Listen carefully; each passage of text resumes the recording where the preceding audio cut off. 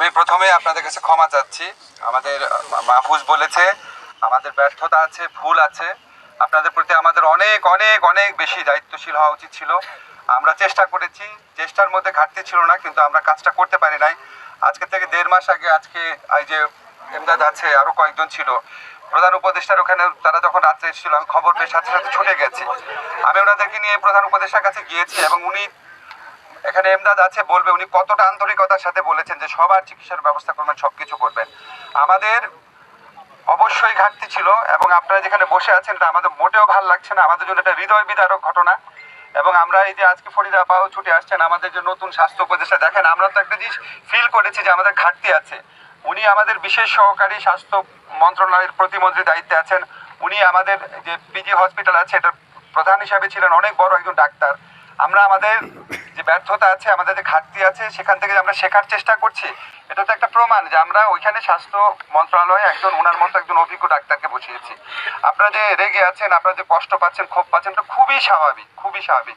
কিন্তু প্লিজ একটু বোঝার চেষ্টা করেন। এই যে মাহফুজ বললো, আসিফ বললো, ফরিদা আপা বললো, আপনারা কি আমাদেরকে রাজপথে দেখেন নাই? সব সময় দেখেছেন এবং আমাদেরকে সারা জীবন সঙ্গে পাবেন। মাহফুজ যেটা বললো এটা তো একটা সরকার গরম ব্যাপার না। সারা জীবনে তো 15 বছরই তো আমাদেরকে দেখেছেন না? আমরা যারা সিনিয়র আছি, মাহফুজটা একটু বয়সের কম, যখন থেকে করেছেন দেখেছেন। আমাদের বললাম আমাদের ভুল হয়েছে, আমাদের ঘাটতি আছে। আমরা সেই ঘাটতি মোকাবেলার জন্য সবচেয়ে গুরুত্ব দিয়ে, আপনারা যদি চান আমিও 2টার সময় মিটিংয়ে থাকবো। একটা মিটিং যখন হয় সেখানে আমাদের অনেক কাগজপত্র দেখতে হবে, জুলাই ফাউন্ডেশনের লোকজনকে রাখবে, কারা পেয়েছে কারা পায়নি, কোথায় আমাদের সমস্যা হয়েছে, সবকিছু আমাদের জানতে হবে। আমাদের এটা থেকে ভালো লাগছে না যে আপনারা এত কষ্ট করে এত রাত পর্যন্ত এখানে আছেন, নাহলে আমরা এত রাত ছুটে আসতাম না। আপনাদের কাছে অনুরোধ, প্লিজ একটু বোঝার চেষ্টা করেন, আমাদের দিকে তাকায়। যদি আপনাদের মনে হয় যে আমরা সত্যি আপনাদের সমব্যথী, আমরা একটা সলিউশন করতে চাচ্ছি।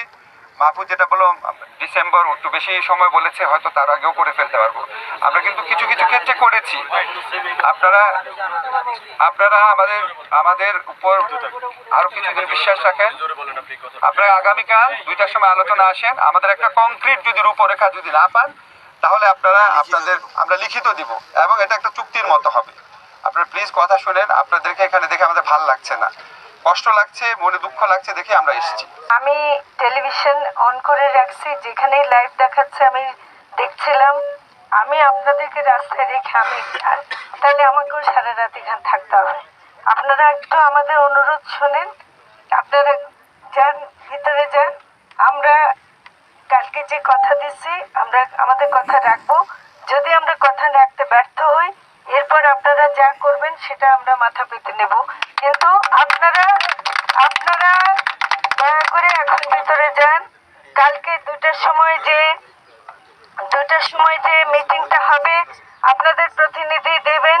মাহফুজ বলেছেন পরিষ্কার করে, আমি আর পুনরাবৃত্তি করছি না। আমরা দরকার হলে সবাই থাকবো সেই মিটিংয়ে, কিন্তু আপনাদের প্রতি আমাদের ঋণ আছে।